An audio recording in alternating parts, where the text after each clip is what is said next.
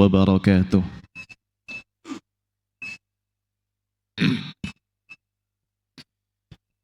Alhamdulillahi rabbil alamin. Wassalatu wassalamu ala rasulihil amin, Nabiyyina Muhammadin wa ala alihi wa sahbihi ajma'in. Ikhwah sekalian yang semoga selalu dijaga oleh Allah Subhanahu wa ta'ala.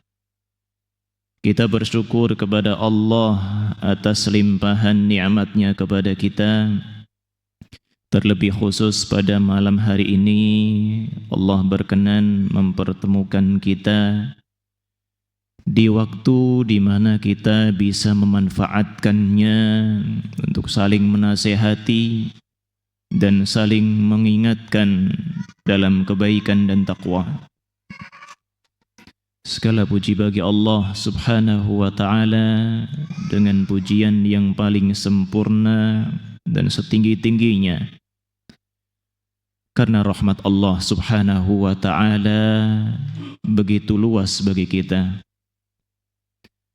Jamaah sekalian yang semoga selalu dijaga oleh Allah Subhanahu wa ta'ala. Tidak lupa pula kita berharap semoga Allah menyampaikan salawat serta salam kita kepada Rasulullah sallallahu alaihi wasallam dan juga kepada semua pengikutnya, baik dari kalangan keluarga beliau, sahabat-sahabat beliau, maupun seluruh kaum muslimin yang mereka semua setia mempelajari, mengikuti, bahkan memperjuangkan ajaran beliau sampai hari kiamat. Jamaah sekalian rahimakumullah, pada malam hari ini nasihat yang akan kami sampaikan berkaitan dengan hal yang menentukan kedudukan kita tinggi atau rendahnya di sisi Allah Subhanahu wa ta'ala. Karena kita tahu di antara yang Allah sanjung di dalam Al-Quran adalah orang-orang yang Allah sebut sebagai was-sabiqun as-sabiqun ulaikal muqarrabun, orang-orang yang terlebih dahulu memperoleh kenikmatan dari Allah Subhanahu wa ta'ala. Mereka adalah orang-orang yang menang. Mereka lah orang-orang yang didekatkan kedudukannya di sisi Allah Subhanahu wa ta'ala. Jamaah sekalian yang semoga selalu dijaga dan dibimbing oleh Allah Azza wa Jalla, di antara hal yang insya Allah setiap orang menyadarinya adalah bahwasanya tinggi rendahnya cita-cita serta harapannya menjadi tolak ukur kesempurnaan akal pikirannya. Dan ini dahulu telah disebutkan oleh para ulama. Di antaranya Ibnul Jauzi rahimahullahu ta'ala mengatakan, min alamati kamalil aqli uluwul himmati, di antara tanda kesempurnaan akal pikiran seseorang adalah diukur dari seberapa tinggi cita-citanya. Warradi bidduni dani, sedangkan orang yang merasa puas dengan sesuatu yang rendah, pada hakikatnya dia adalah orang yang rendahan pula.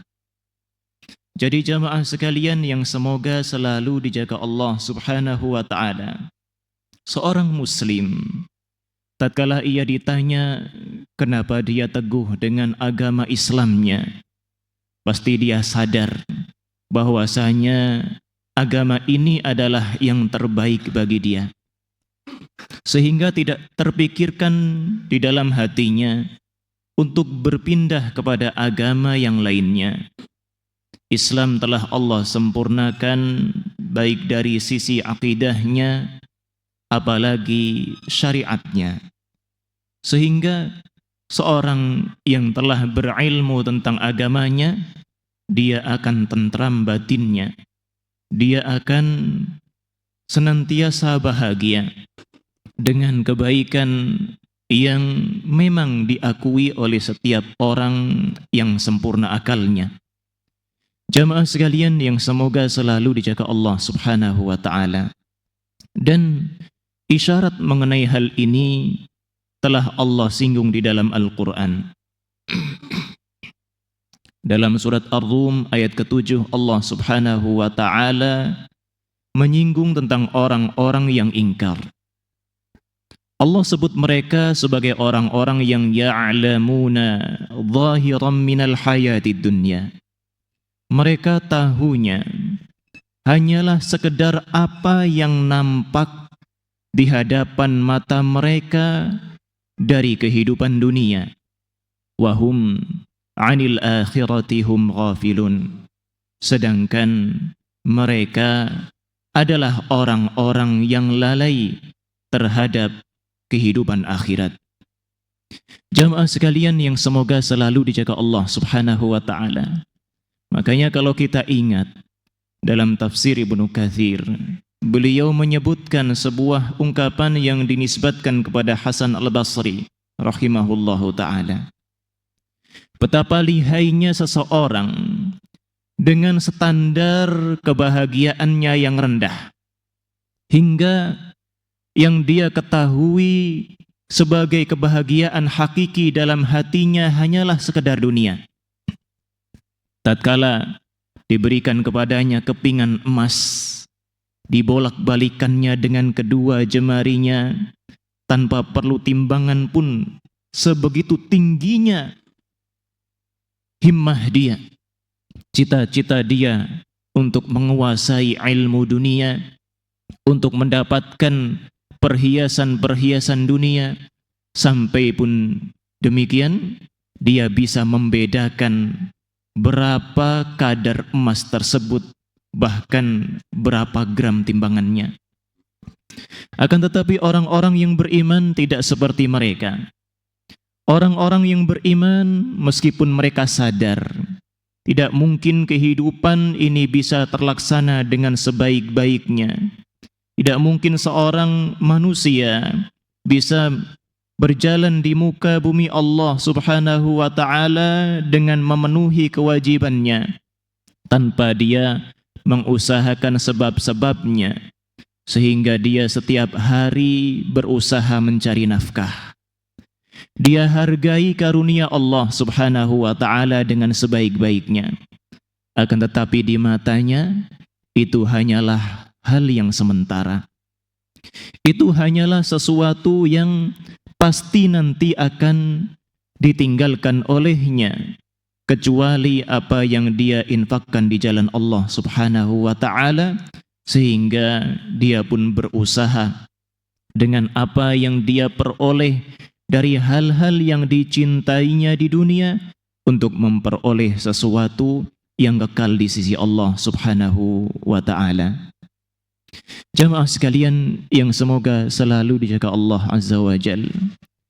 Serupa dengan itu Syekhul Islam Ibnu Taimiyah rahimahullahu ta'ala mengatakan, Al-'ammatu taqul qimatu kulli imri'in ma yuhsin. Orang-orang awam mereka berpendapat bahwasanya nilai seseorang itu bisa dilihat dari apa yang menjadi keahliannya. Wal khassatu taqul, sedangkan orang-orang yang spesial mereka mengatakan qimatu kulli imri'in ma yatlub. Hakikatnya nilai seseorang itu ditinjau dari apa yang menjadi tujuannya. Makanya jamaah, tidak heran sekarang Misalkan kita lihat di dunia pekerjaan, sebuah perusahaan tidak hanya mempertanyakan dalam interview calon pegawainya tentang apa keahliannya, akan tetapi mereka juga mempertanyakan apa andil yang akan dia berikan, apa cita-citanya, apa harapannya dengan dia bisa bekerja di perusahaan yang sedang ia lamar. Ini adalah gambaran bahwasanya orang yang cerdas, dia paham bahwasanya kehidupan kita ini tidak seperti halnya penilaian orang-orang yang awam yang hanya memperhatikan apa yang kita bisa lakukan. Akan tetapi justru nilai sebenarnya dari seseorang, bahkan apa yang akan ditimbulkan dari keahliannya, sangatlah bergantung dari apa yang ia tujukan. Tujuannya apa? Dia melakukan apa yang bisa dia laksanakan. Baik, jamaah sekalian yang semoga selalu dijaga Allah Subhanahu wa taala. Semisal hal itu juga di antara nasihat salaf kita, Ubaid bin Ziyad dahulu mengatakan bahwasanya beliau punya seorang paman, dan pamannya ini sering sekali menasihatkan, "Ya Ziyad, humma fa innal himmata nisful muru'ah." Wahai Ziyad, bercita-citalah engkau dengan cita-cita yang tinggi, karena cita-cita yang tinggi atau tekad yang kuat adalah separuh dari marwah seseorang. Cita-cita yang tinggi adalah separuh dari marwah seseorang. Jadi kita bisa menilai jamaah, seberapa tinggi nilai kita di sisi Allah Subhanahu wa taala dengan apa? Dengan tinggi rendahnya cita-cita kita sebagai hamba di sisinya. Apabila kita tahu ternyata kita cita-citanya hanya ala kadarnya, ya, biasa-biasa saja, alias sekedar menggugurkan kewajiban kita di sisi Allah selama hidup di dunia, maka seperti itulah cita-cita kita. Dan seperti itu pula nilai kita, derajat kita di sisi Allah Subhanahu wa taala. Semakin tinggi cita-cita kita di sisi Allah Subhanahu wa taala nantinya, maka tuntutannya juga semakin besar. Sebagaimana tatkala kita menginginkan sesuatu yang mulia di dunia, sesuatu yang berharga, kita juga memerlukan banyak pengorbanan. Dan dari sanalah Allah akan membuktikan siapa orang-orang yang benar-benar jujur untuk mendekatkan diri kepadanya, dan siapa orang-orang yang tidak. Jamaah sekalian yang semoga selalu dijaga Allah Subhanahu wa taala. Sebagai pelajaran juga, kita sering membaca firman Allah Subhanahu wa taala dalam surat Al-Kahf ayat ke-6 sampai ke-8. Allah berfirman, "Fala'allaka bakhi'un nafsaka 'ala atharihim illam yu'minu bihadzal hadithi asafa." Dan engkau Muhammad sallallahu alaihi wasallam, nyaris saja engkau berharap kebinasaan karena kesedihan tatkala melihat orang-orang yang ingkar, mereka tidak mau beriman terhadap Al-Quran.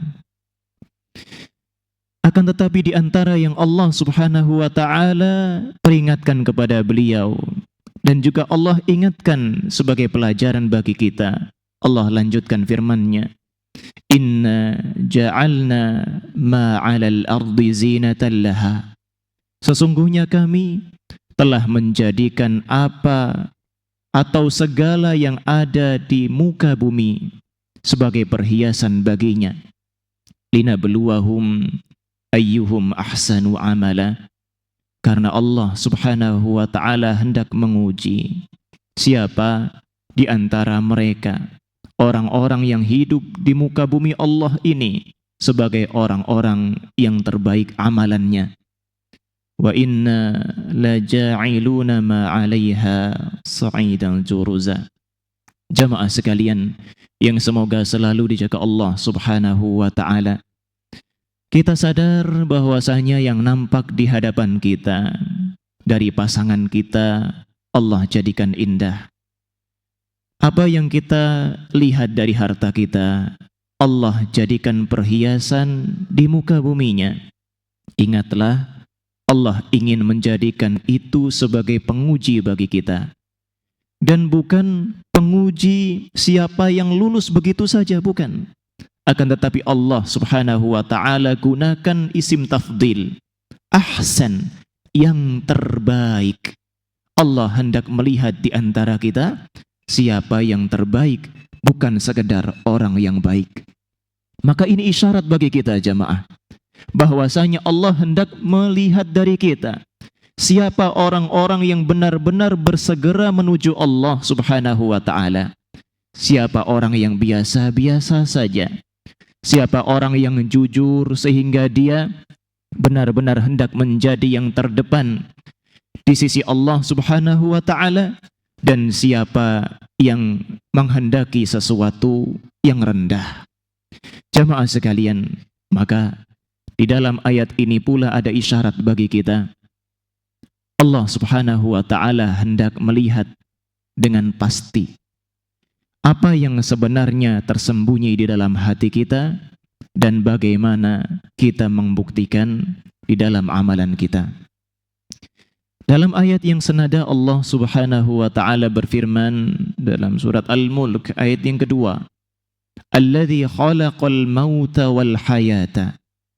Dialah Allah Subhanahu wa ta'ala yang menciptakan kematian, dan Allah pula yang menciptakan kehidupan dengan tujuan yang sama, liyabluwakum ayyukum ahsanu amala, agar Allah Subhanahu wa ta'ala dengan semua itu menguji kalian siapa yang ahsan. Lagi-lagi Allah Subhanahu wa ta'ala sebutkan yang terbaik, bukan sekedar baik jamaah, yang terbaik dari kalian amalannya. Maka jamaah sekalian yang semoga selalu dijaga Allah Subhanahu wa ta'ala, jangan lupa ya, dengan berapa banyak teguran dari Allah ini dan isyarat bagi orang-orang yang cerdas, hendaklah kita tahu agar setelah Allah Subhanahu wa ta'ala memberikan karunia yang banyak kepada kita, Allah pun memberikan peluang kepada kita, maka jangan biarkan itu terlewat sia-sia. Baik, ikhwah sekalian yang semoga selalu dijaga dan dibimbing Allah Subhanahu wa ta'ala.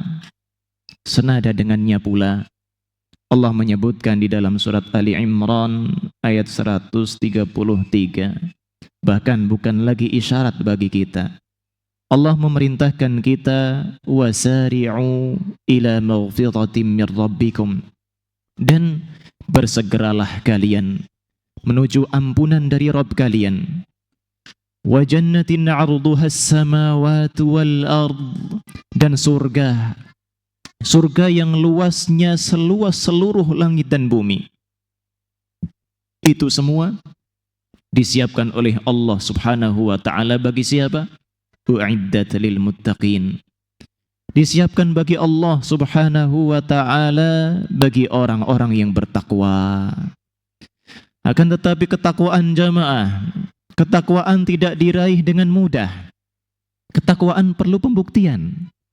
Sebagaimana kita tahu dari ketakwaan atau definisi yang paling sederhana tentangnya adalah dengan kita melaksanakan semua yang diperintahkan oleh Allah Subhanahu wa ta'ala dan menjauhi larangannya, tentunya sesuai dengan ajaran Nabi sallallahu alaihi wasallam.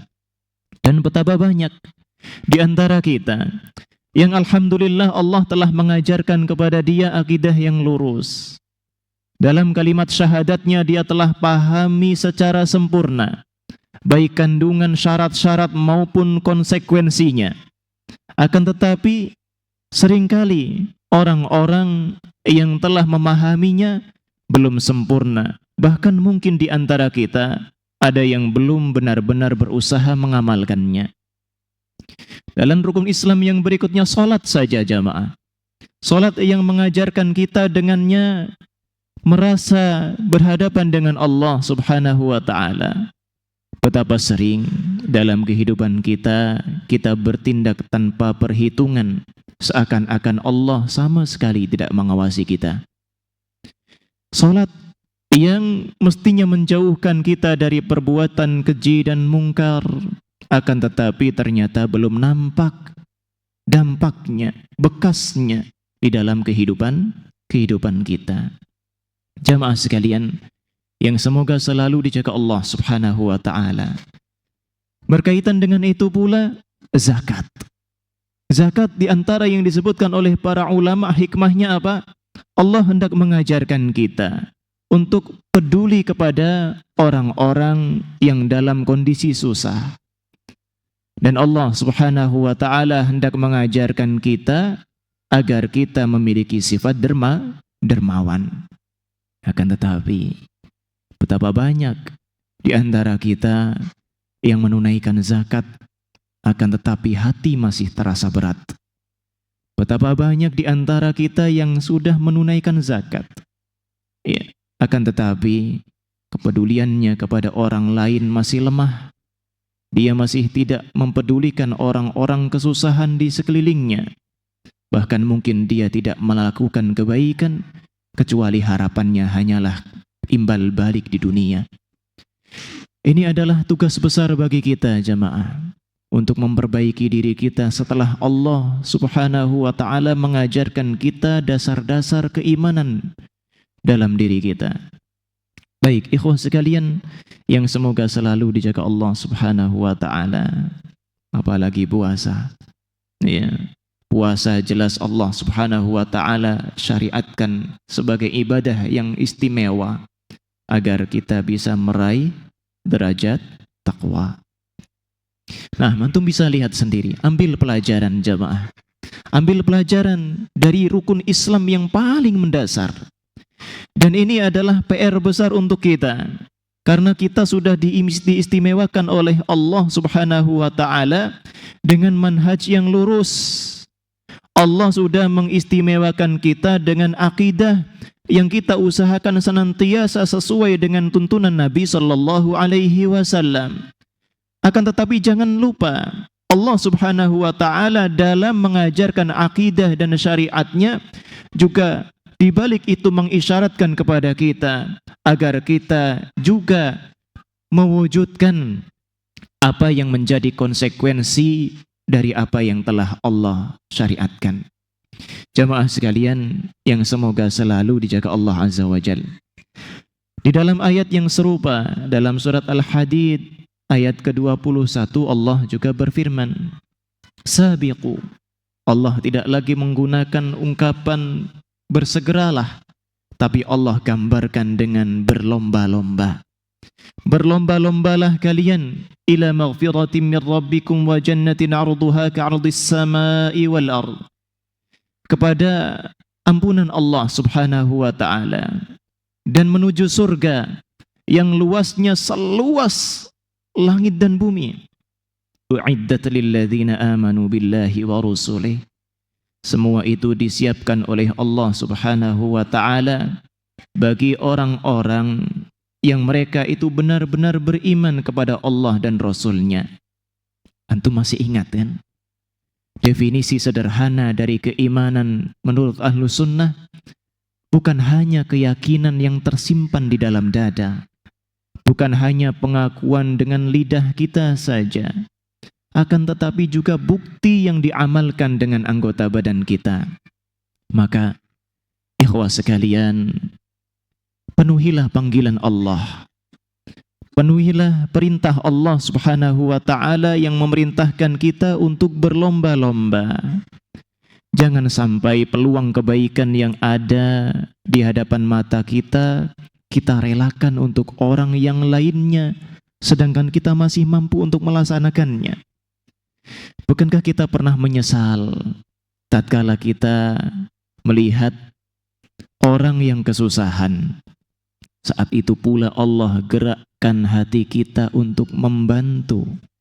Tapi ternyata kita menunda-nunda bantuan kita hingga peluang kebaikan itu pun luput dari kita. Ya, misalkan diperlukan donasi untuk saudara yang membutuhkan dengan biaya sekian, kita meremehkannya. Padahal dalam hati kita sudah Allah berikan cahaya untuk tergerak membantu saudara kita yang membutuhkan itu. Kita tunda-tunda. Akhirnya, tibalah saat di mana keperluan itu terpenuhi, atau ternyata peluang kebaikan itu terluput dari kita, dan kita pun menyesalinya. Entah penyesalan itu saat itu juga, ataukah ternyata nanti na'udzubillah, kita menyesalinya tatkala telah kembali kepada Allah Subhanahu wa ta'ala.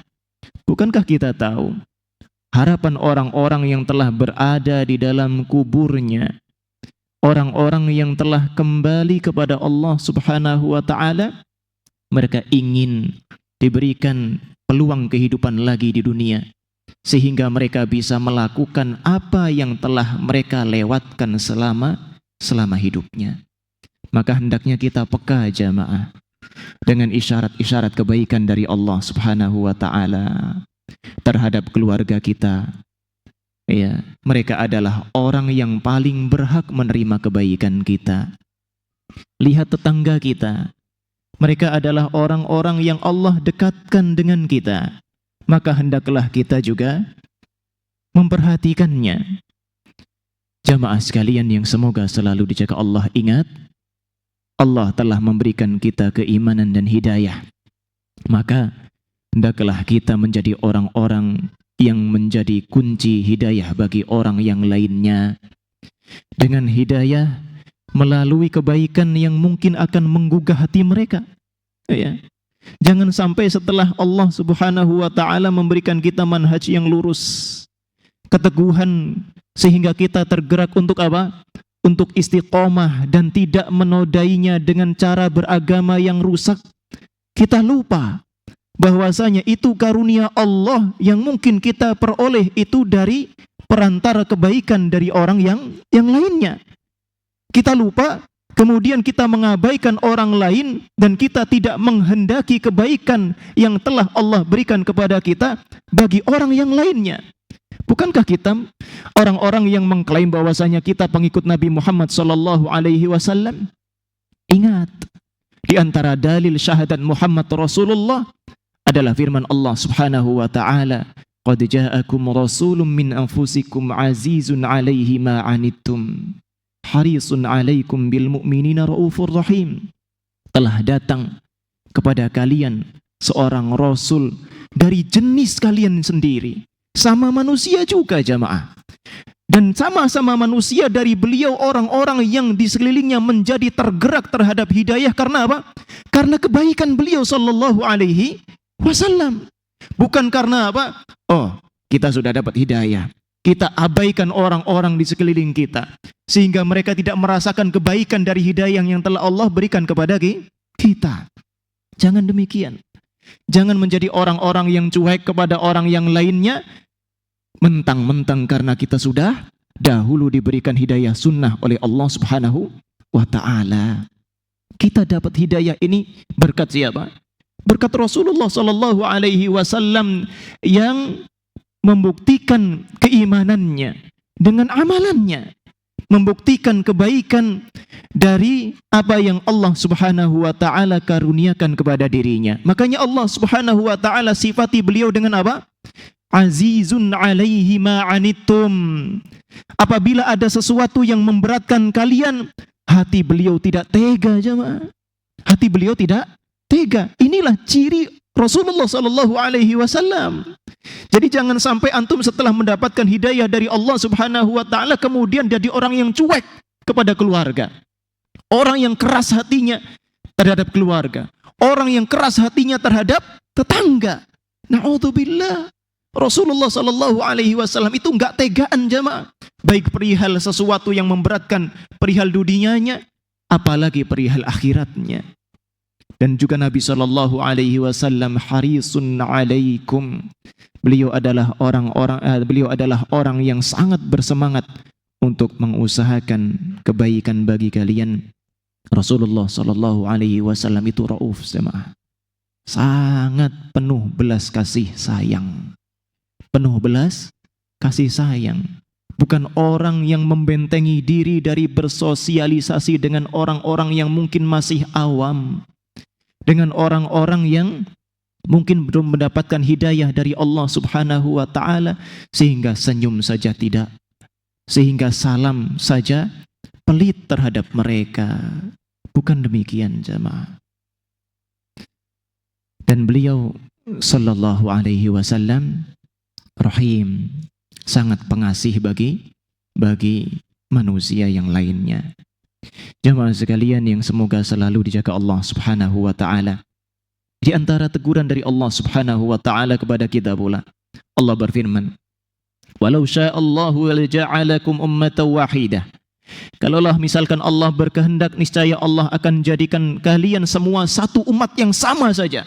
Enggak ada perselisihan sama sekali. Tapi apa?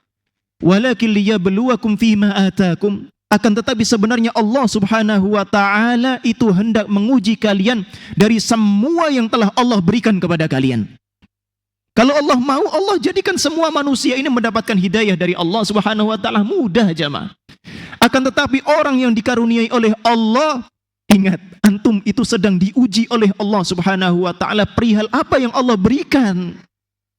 Fastabiqul khairat. Apa perintah Allah setelah mengingatkan demikian? Maka berlomba-lombalah kalian di dalam kebaikan. Berlomba-lombalah kalian di dalam kebaikan. Jadi jamaah, ya, salah apabila kita setelah dapat karunia Allah Subhanahu wa Ta'ala, entah itu karunia dunia, apalagi karunia hidayah, kemudian mengabaikan kebaikan-kebaikan di sekeliling kita, mengabaikan amal soleh di sekeliling kita, entah itu amal soleh antara kita dengan Allah, ataukah amal soleh antara kita dengan sesama manusia. Naam. Ingat, ilallahi marji'ukum jami'ah.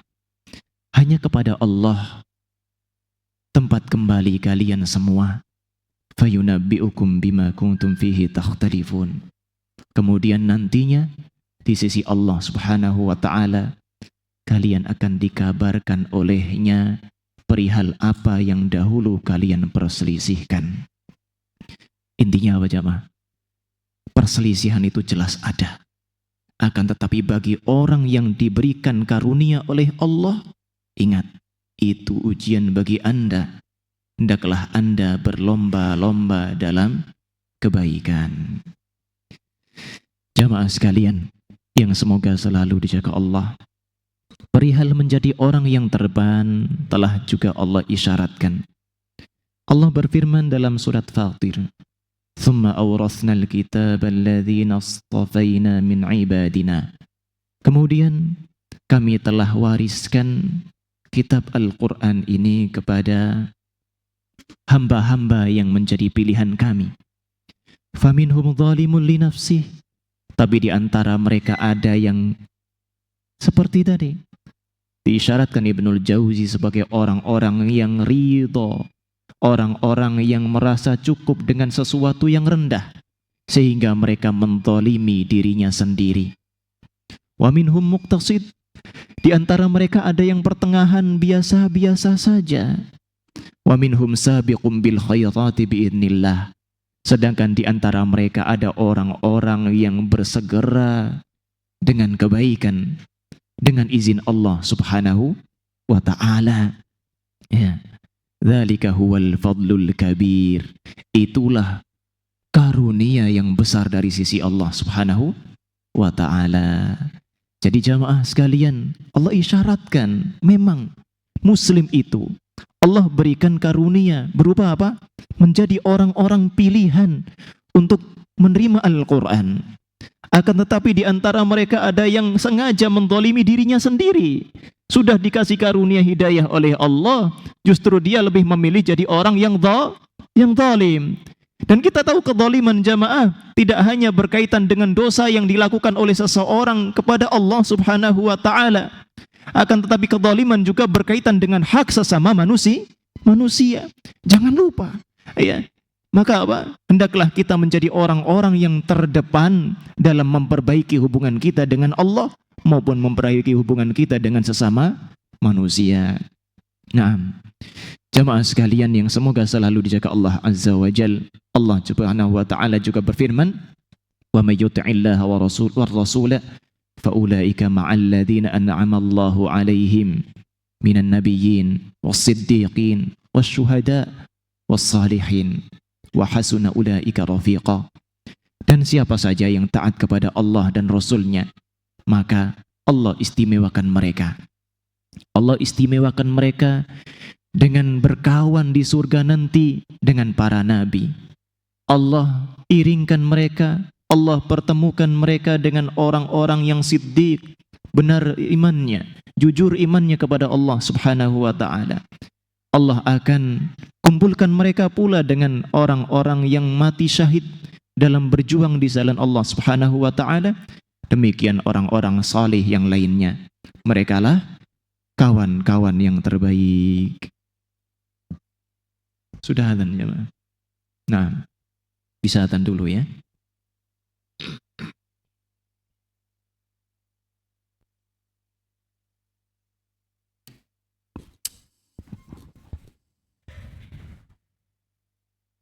Allahu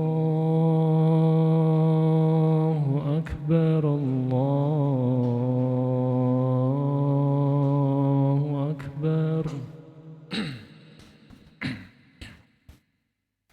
Allahu Akbar, Allahu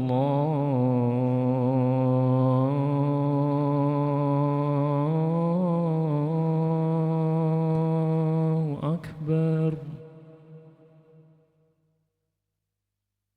Ashhadu an la ilaha illallah.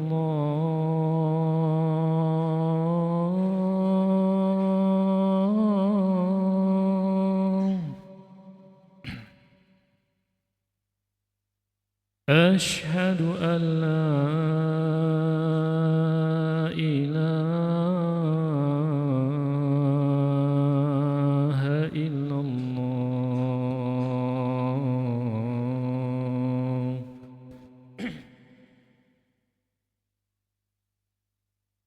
Ashhadu anna Muhammadar Rasulullah.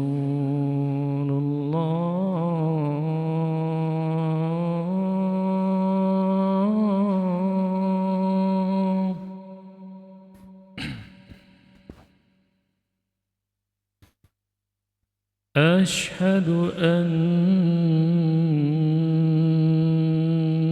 Muhammadar Rasulullah.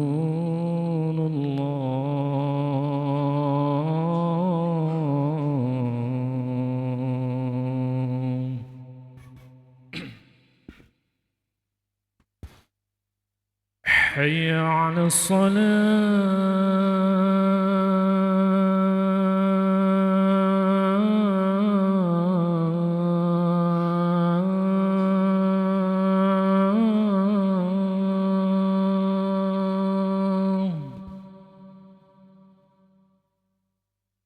Hayya 'alas salah.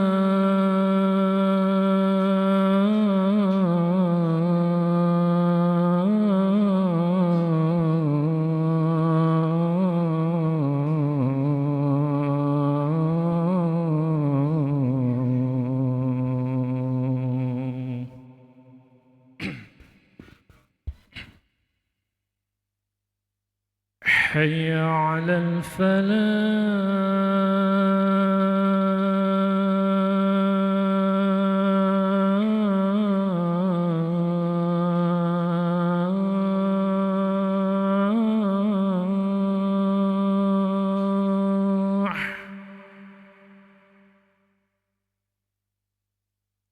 حي على الفلاح.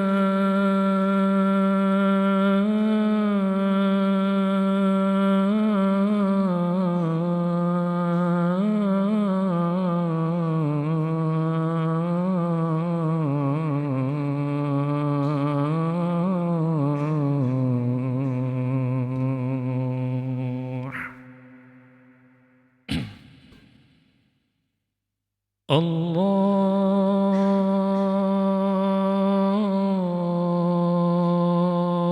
أكبر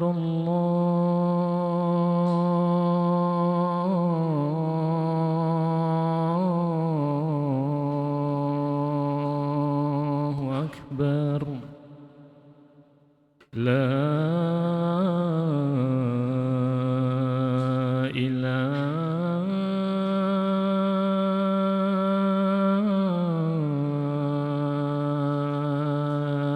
إلا الله.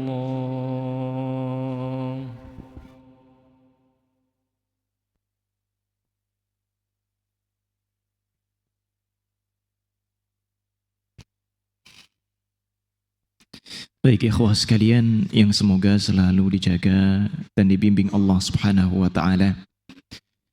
Yang berikutnya kita akan coba ambil pelajaran dari gambaran para pendahulu kita yang salih dalam kesegeraan mereka untuk menjadi yang terdepan. Tentunya terdepan dalam ketaatan.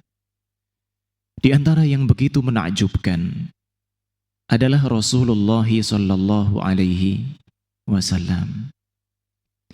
Dari Uqbah bin Harith, beliau mengatakan, dahulu saya salat di belakang Rasul sallallahu alaihi wasallam di kota Madinah, salat asar. Kemudian setelah Nabi sallallahu alaihi wasallam salam, beliau pun terburu-buru bangkit. Bahkan beliau sampai membuka celah di antara jamaah yang duduk agar bisa menuju ke sebagian rumah dari istri-istrinya. Orang-orang pun terkaget dengan apa yang dilakukan oleh Nabi Sallallahu Alaihi Wasallam.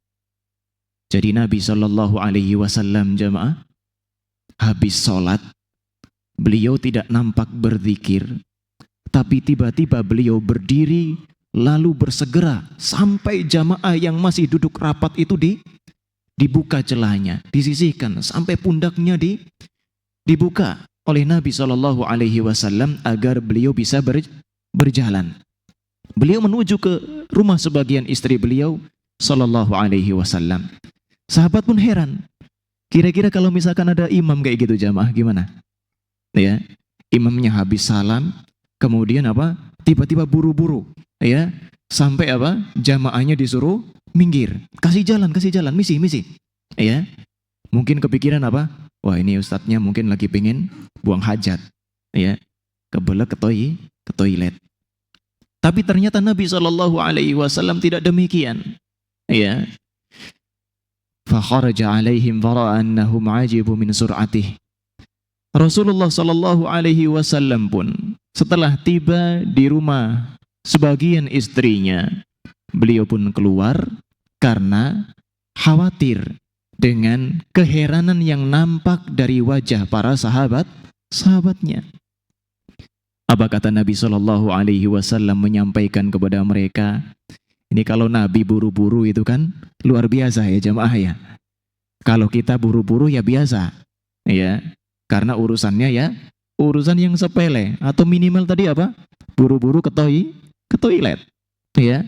Tapi kalau Nabi Shallallahu Alaihi Wasallam yang sampai terburu-buru, pasti ini perihal sesuatu yang besar. Ternyata Nabi Shallallahu Alaihi Wasallam mengatakan, "Dzakartu syai'an min tibrin indana." Saat salat tadi, aku teringat tentang potongan emas yang masih berada di sisi kami. Potongan emas yang masih berada di sisi kami. Fakarihtu ayyah bisani. Aku pun tidak suka sampai emas ini masih membebani pikiranku. Fa'amartu bikismatih, maka aku pun bersegera untuk memerintahkan agar dibagikan. Agar dibagikan. Itulah Nabi Shallallahu Alaihi Wasallam. Tatkala ada peluang dengan hartanya untuk kebaikan, beliau Shallallahu Alaihi Wasallam sampai begitu terburu-buru memanfaatkan peluang itu sehingga tidak menjadi beban pikiran, ini mau saya apakan, ya, masih ada tanggung jawab yang harus saya tunaikan dari titipan Allah Subhanahu wa ta'ala. Antum pernah kayak gitu jamaah? Ya, kita nyaris tidak pernah ya. Kita mungkin mikirnya, oh kebutuhan keluarga, bagus. Memang itu infak yang terbaik. Ya, kalau ada harta di rumah, tenang hati kita dalam melaksanakan ibadah. Karena kewajiban kita terhadap orang-orang terdekat kita bisa kita tunaikan dengan sempurna. Akan tetapi tatkala antum teringat ada sesuatu yang lebih dari itu, lebih dari kebutuhan yang menjadi hak bagi hamba Allah yang lainnya, dalam harta tersebut ada hak yang harus kita tunaikan, maka apa? Maka pada hakikatnya itu adalah beban. Beban dari sebuah estafet, mungkin kalau kita analogikan, yang harus segera kita tunaikan kepada peserta yang lainnya. Orang yang berlomba dengan tongkat estafet tersebut untuk menuju titik yang lainnya. Tidak kita tahan-tahan, kemudian kita menjadi orang yang kalah. Jamaah sekalian yang semoga selalu dijaga Allah Subhanahu wa ta'ala. Ya, hadis ini sahih riwayat Imam Bukhari. Dari Anas bin Malik, beliau mengatakan, ada seorang laki-laki yang berkata kepada Rasulullah sallallahu alaihi wasallam bahwasanya si fulan dia memiliki sebuah pohon kurma dan saya hendak mendirikan dinding pembatas di sana. Aku pun memerintahkan kepada dia atau mengharapkan kepada dia agar dia memberikan kepada saya pohon tersebut sehingga saya bisa mendirikan dinding dengannya. Jadi apa jamaah? Ini sebenarnya dalam riwayat yang lain atau bahkan kata Imam Nawawi rahimahullahu ta'ala, kasus di mana seorang anak yatim ya berselisih dengan seseorang yang memiliki sebuah pohon kurma. Jadi pohon kurma ini bersinggungan dengan perbatasan tanah mereka. Sehingga kalau hendak meninggikan atau mendirikan dinding, otomatis pohon kurmanya ini akan menghalangi bangunannya. Ya. Sehingga apa? Sehingga dia berharap agar pohon ini direlakan bagi dia. Entah nanti ditebang kemudian ditegakkan dinding bagi kebunnya atau bagi rumahnya. Ya. Tapi ternyata apa? Ternyata ya, tatkala itu dilaporkan kepada Nabi Shallallahu Alaihi Wasallam dan Nabi memerintahkan pemilik dinding ini, pemilik kurma ini untuk memberikan atau merelakan pohon kurmanya, dia menolaknya. Dia enggan jamaah. Ya, apakah ini termasuk kedurhakaan kepada Nabi Shallallahu Alaihi Wasallam? Tidak ya, tidak. Karena ini masih berkaitan dengan hak seseorang yang memang harus diberikan sesuai dengan keridhoannya. Gak boleh kita maksa. Misalkan apa? Oh, kata Rasulullah Sallallahu Alaihi Wasallam, kalau kita sedekahkan, kalau kita infakkan demi kebaikan, kita akan mendapatkan pahala. Kok antum gak mau sama pahala? Bahkan apa kata Nabi Sallallahu Alaihi Wasallam? Ya, a'tiha iyyah binahlatin fil jannah. Antum berikan ini pohon kepada tetangga antum ini, niscaya Allah akan gantikan itu dengan sebuah pohon kurma di surga. Dia nggak mau memberikannya jamaah. Dan ini haknya wallahu alam. Apakah ini akan membahayakan dia atau apa? Ya, merugikan dia. Ini berkaitan dengan harta dia, terserah. Ya, terserah dia. Akan tetapi apa? Tentunya ini saran dari Nabi Shallallahu Alaihi Wasallam bagi orang yang memiliki cita-cita dan keinginan harapan yang tinggi di sisi Allah dengan surganya, dia tidak akan pernah mengabaikan peluang ini, ya, bagi dirinya. Makanya bagi seseorang yang semisal Abu Dahdah, ya, beliau apa? Memanfaatkan peluang ini, bahkan apa? Bi'ni nahlataka bihaitin. Beliau mengatakan kepada pemilik pohon kurma tadi, antum ya akhi, tolong tukarkan pohon itu dengan satu petak kebun saya. Ya. Kemudian apa? Kemudian hendak beliau berikan kepada Rasul sallallahu alaihi wasallam agar Rasulullah bisa menghadiahkannya kepada orang yang membutuhkannya tadi. Itu melihat jamaah. Orang ada yang enggak sadar, bahkan itu dari kalangan sahabat Nabi sallallahu alaihi wasallam. Ada yang lupa dengan betapa berharganya sebuah pohon kurma di surga. Orang yang punya pohon kurma di surga berarti apa? Pasti dia masuk surga. Tapi ada kalanya orang itu lupa. Ya, ada kalanya orang itu lupa. Ada kalanya orang itu kehilangan motivasinya untuk memperoleh surga. Lupa dia, normal. Ya, dia mungkin sangat membutuhkan hartanya sehingga membuat dia lalai dari nikmatnya surga. Tapi kalau orang dengan standar yang tinggi seperti Abu Dahdah, ya, beliau sampai merelakan apa? Ini sepetak kebun saya, ya, sepetak kebun yang isinya semuanya kurma, antum ambil, tukarkan dengan sebuah pohon yang diinginkan oleh sahabat Nabi. Ya, dan Nabi sudah menjanjikan dengan sepohon kurma ini dengan sebuah pohon di surga. Beliau relakan sebuah kebun demi sebuah pohon. Karena apa? Karena beliau punya himmah, cita-cita yang tinggi di sisi Allah Subhanahu wa taala. Meskipun pengorbanannya kalau kita perhitungkan, Masya Allah, ya, satu petak kebun isinya berapa dibandingkan dengan satu pohon saja, jamaah. Perhitungan matematis kita kok kayaknya nggak masuk akal kalau kita hanya tahu yang nampak dari dunia saja, ya. Akan tetapi beliau memiliki himmah yang tinggi di sisi Allah, memiliki cita-cita yang tinggi di sisi Allah, sehingga apa? Beliau merelakan kebunnya demi mendapatkan apa yang ada di dalam surga. Nah, jamaah yang semoga selalu dijaga Allah Subhanahu wa taala. Makanya apa? Rasulullah sallallahu alaihi wasallam bersabda tentang beliau berkali-kali, kam min 'idkin radahin li Abi Dahdah fil jannah.